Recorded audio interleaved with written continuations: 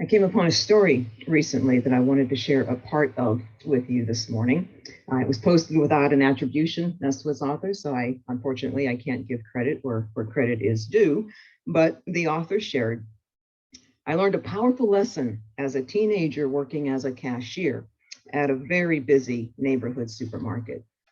There are always incredibly long lines at checkout, and I would concentrate on moving the line along as quickly as I could. I was the model of speed and efficiency as I rang up items and bagged them all. I was focused, I was driven. I was also overwhelmed and anxious throughout my day and exhausted at the end of it. One day, my manager took me aside and said, while I was a model employee, I didn't need to work so quickly. I was shocked. And I said, but the line. And she pointed out that there was always a line. The experience the customers had while standing in the line was what was really important. I remember being stunned as the truth of what she said landed. There is always a line. It is the experience of the line that matters, not only for the customers, but for me as well. I felt a huge weight lift off my shoulders. My job wasn't to make the line go away. My job was to make the line as loving as possible. I slowly began to shift my focus from pure efficiency to something more relaxed. I began connecting with people through more than just a quick smile. I made genuine eye contact and shared comments beyond next and hello. And so that's our focus for today.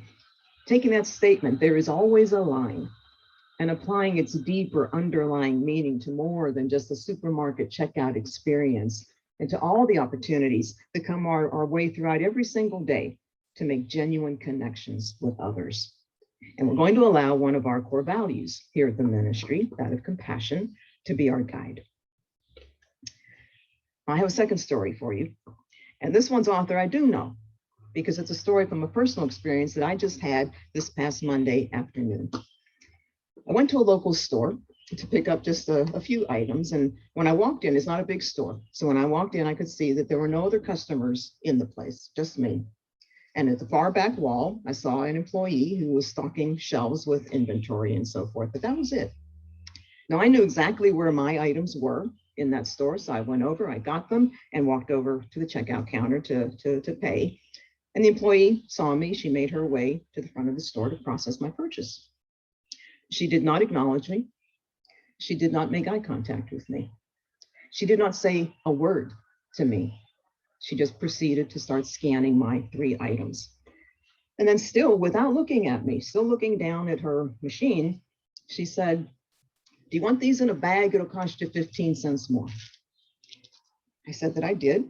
She put them in the bag, finished processing my payment, left the bag on her side of the plexiglass that was separating the two of us, and walked to the back of the store again to resume stocking the shelves. So I walk out to my car and I'm just sitting there for a few minutes, and I couldn't recall ever having an experience like that before, ever. And I wasn't upset. Now, I wasn't sitting in my car vowing to never go back to that store again and give them any more of my business. I sat in my car and I started to wonder what might have been going on in that woman's life that day. I began to wonder what heaviness she may have been carrying that prevented her from being able to lift her head, to look at me, to engage with me, to connect with me in some way.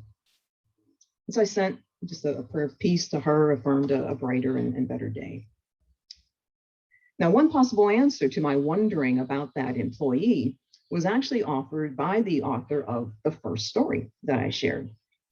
Remember that part where I said that they understood that the experience while in a line was more important than the speed with which they could move the line, and how that they said that just knowing that lifted a huge weight off of their shoulders.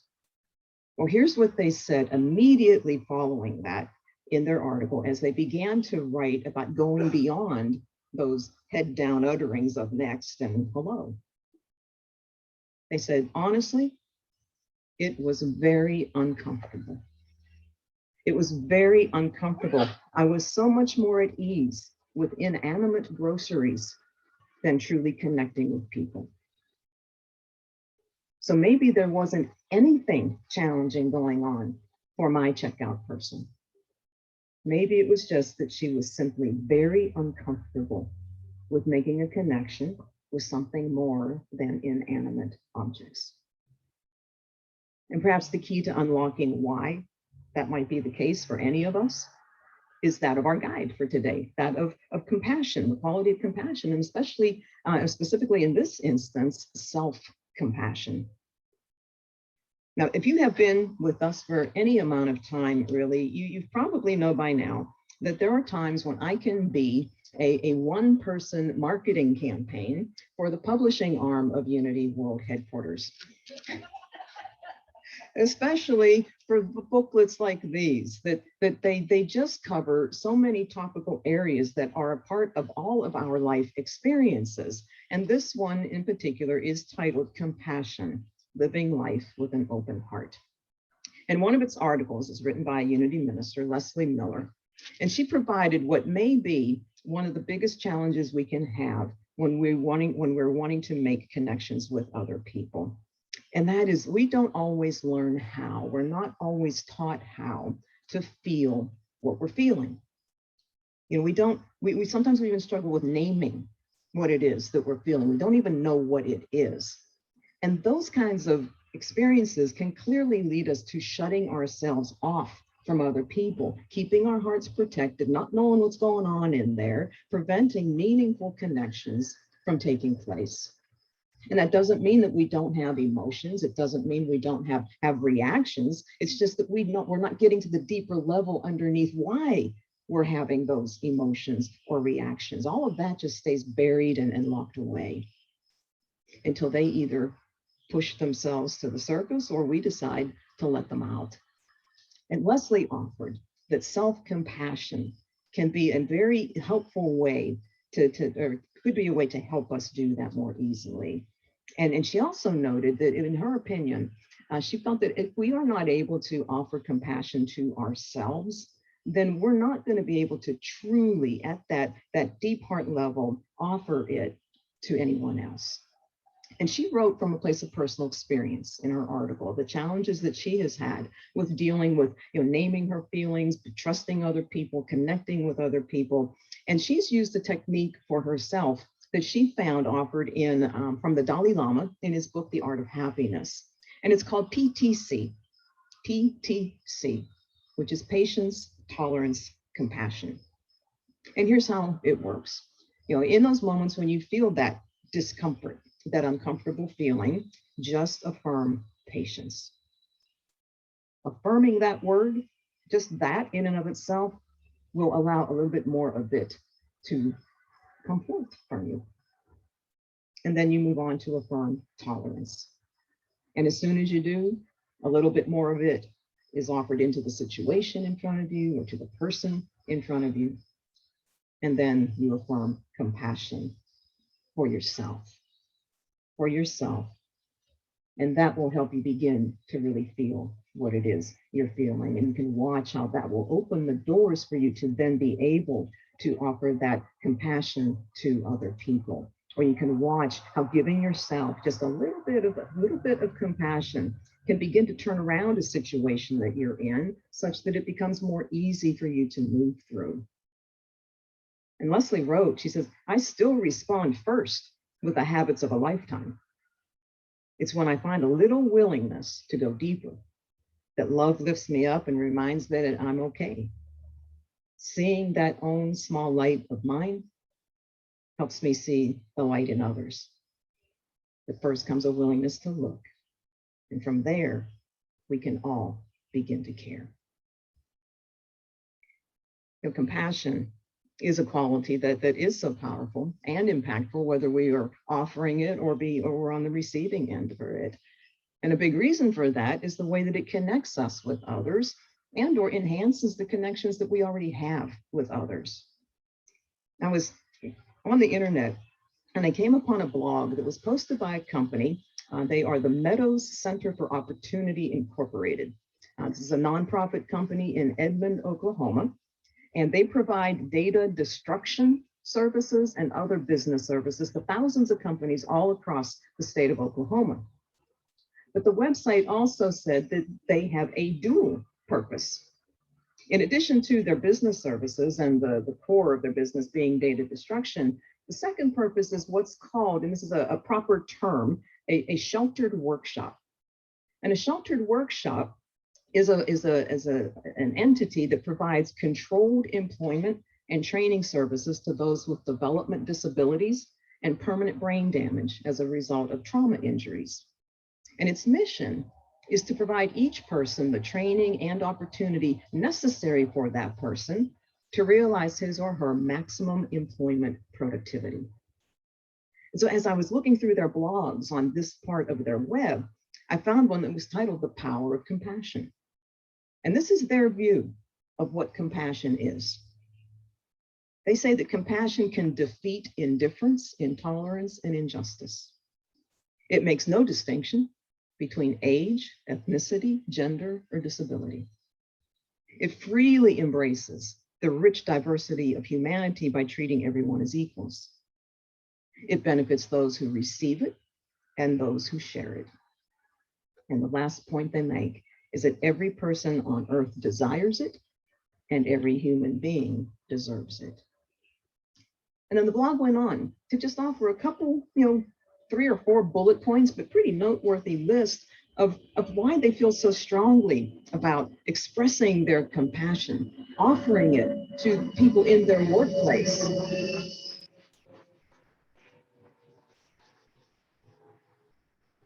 Blessings to you, maybe you have to. But expressing it, in their workplace, as well as to their customers, to their greater communities throughout Oklahoma, and even to this wonderful planet of ours. And the first comment they made was that a single act of compassion can change a person's life forever. Now, I don't want to gloss over those words. Think about those words for a moment. One single solitary act of compassion can change someone's life forever. That is impact that is priceless. And so what do we focus on if we want to be the catalyst for that kind of impact? Well, we got to do what their statement says, act. But even that word, what does that mean for what we're talking about today? Well, act, when it comes from compassion, means that we're willing to give, whether that's our time, our energy, our talents, our skill sets, our finances, and more. It means that we're willing to make a commitment to put someone else's needs above our own. It means that we're calling upon our character. We're calling upon the integrity in us that says to step up and make a difference in someone else's life.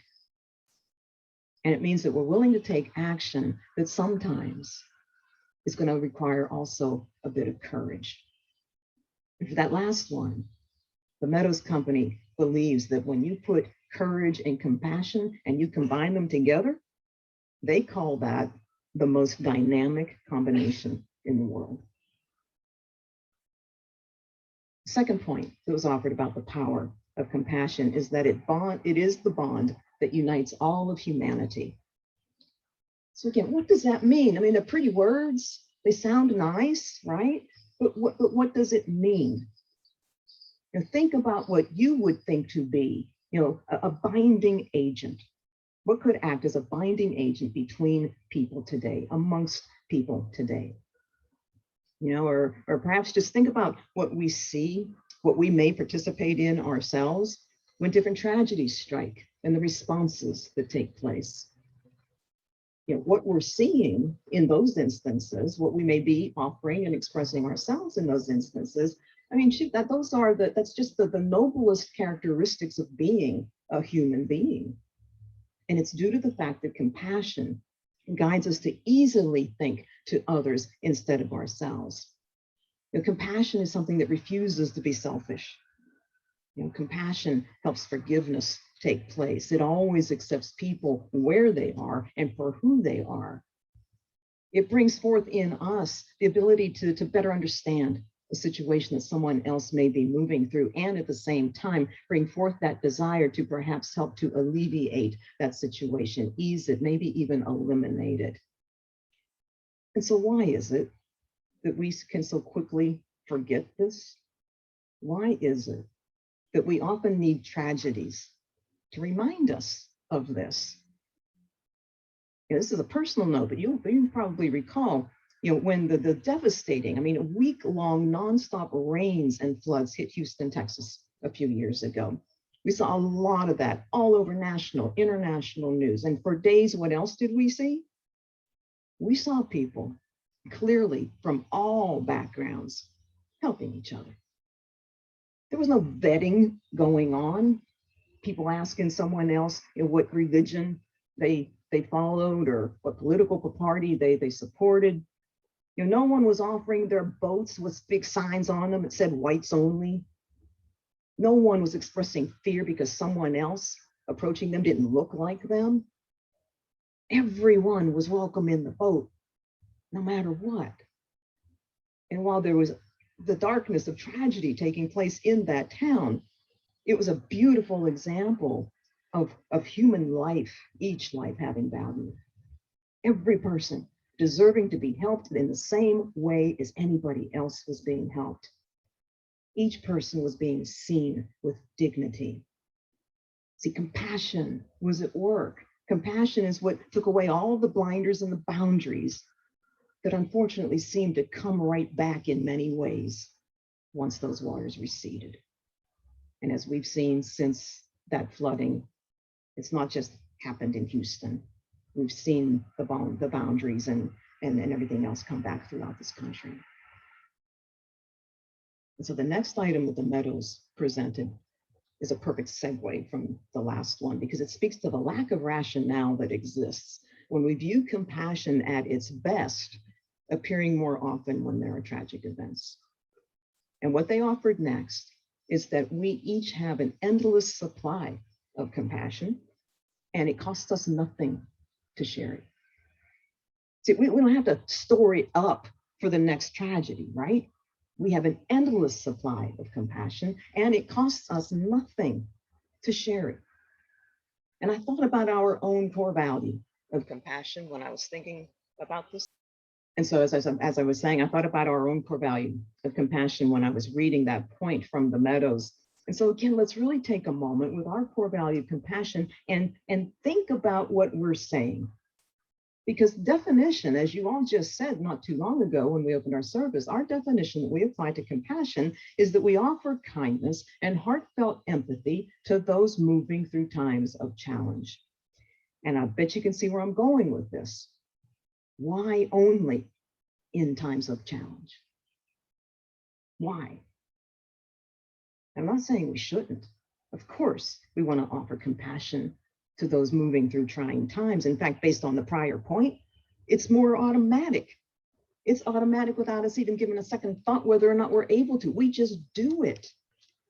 But why limit our compassion in that way? Why affirm it that way? See, the folks at the Meadows, they speak to how they don't think compassion is just another emotion. They see compassion, in their words, as being a way of life.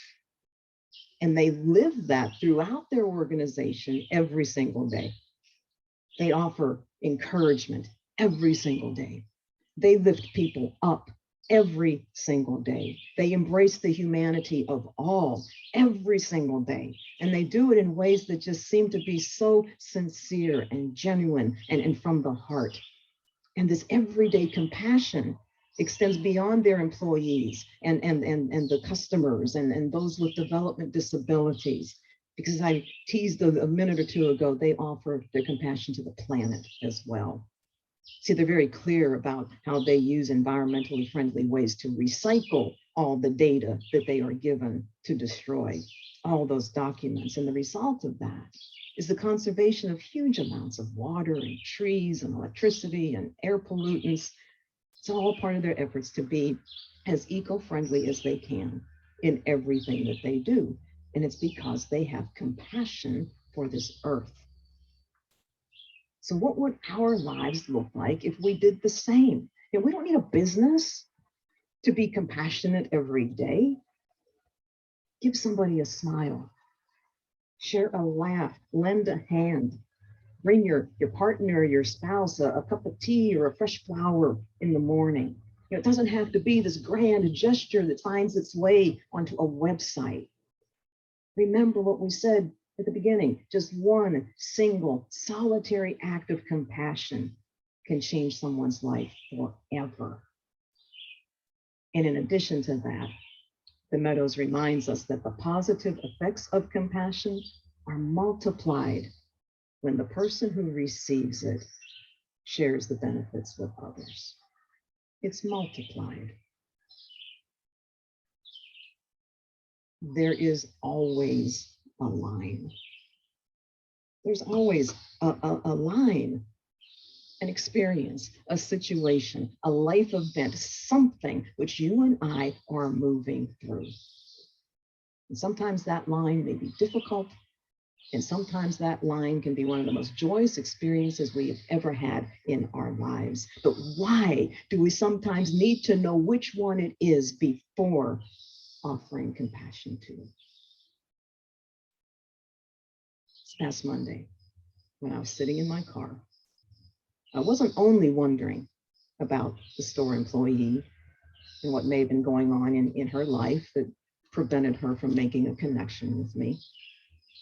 I was also wondering why I didn't reach out and try to make a connection with her.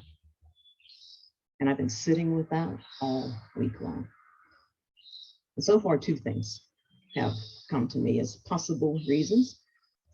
The first one is kind of the easier out, maybe, and that is that things needed to unfold as they did in order for the story to have its greatest impact in this lesson. But the second thing that's come to me is that things needed to unfold as they did in order for me to gain a deeper understanding for myself of how important our everyday connections, our everyday acts of compassion really are. How important they really, really are. You see, I realized that not only did I not connect with and offer the power of compassion to her, I also prevented myself from receiving some of the benefits of compassion. See, I missed the opportunity to enjoy the rest of my day more fully because I allowed a moment of compassionate connection to just go right by me. I missed the opportunity to feel the joy that I know I always feel when I give in some way. I didn't give myself the opportunity to receive the gift of knowing that I tried my level best to make somebody's experience in line as loving as possible. So tomorrow's Monday again, and I've decided that I'm going to act. I'm going back to that store tomorrow, not to buy anything, but to see if that employee is there. And if so, to connect with her in some way. Just connect with her, if only for a moment, but it will be a moment to which I will be fully present. So tomorrow, I'm inviting all of you to join with me as you go throughout your days. Look for the lines that are always there in one form or another. See if you can help multiply the presence of compassionate connections in our town through your own actions tomorrow. Because when we open ourselves up to others, we're all touched and touching. We're all connected and connecting. We're all seen and seeing. See, that's the power of compassion. And it's a power that changes the world. God bless you.